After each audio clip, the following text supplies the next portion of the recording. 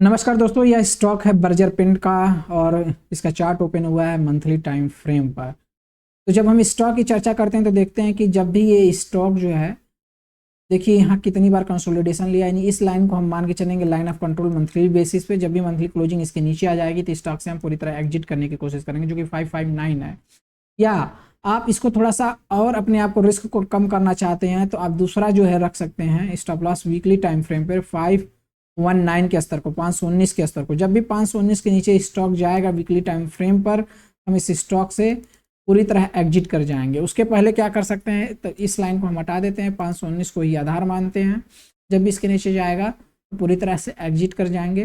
तो अब हमारा रिस्क आइडेंटिफाई हो गया। रिस्क जो है हमारा कितने का हुआ इस स्टॉक में, तो देखते हैं करंट भाव से अगर इस स्टॉक 519 गया तो हम एग्जिट होंगे, तो 16% का लगभग रिस्क हुआ। इस रिस्क को मैनेज करने के लिए हम स्टॉक में एक बार में ही पूरा पैसा नहीं लगाएंगे, करंट प्राइस पे 25% पैसा लगाएंगे। यदि 1 लाख है तो 25,000 इस स्तर पे, 25,000 जो है 607 पर, नेक्स्ट 25% जो है 561 के स्तर पर, और नेक्स्ट 25% 524 के स्तर पर।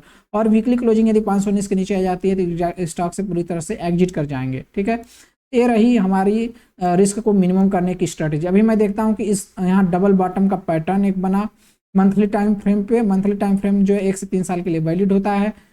तो और यहाँ पे इसका आया इस कंसोलिडेशन का इस स्तर पे ब्रेकआउट। ओके, और इस मंथ के अंत में ब्रेकआउट लगभग कंफर्म हो जाएगा। लेकिन फिर भी अगर देखा जाए जिस तरह से यहाँ डबल बॉटम पैटर्न बना है तो स्टॉक कभी न कभी इस टारगेट के लिए प्रेरित है, 705 के टारगेट के लिए। तो ये हमारा पहला प्रारंभिक लक्ष्य हुआ 705 का करंट स्तर से। तो यह टारगेट निकल के आया 13% का। ठीक है, अगर स्टॉक इसका ब्रेकआउट दे देता है, जब जो इसका पहला संभावित लक्ष्य है 703 या 705 का, तब इसका टारगेट मेजर रूप से निकल के आएगा और वह लक्ष्य होगा फिर ये जितने का कंसोलिडेशन इसने किया है उसका।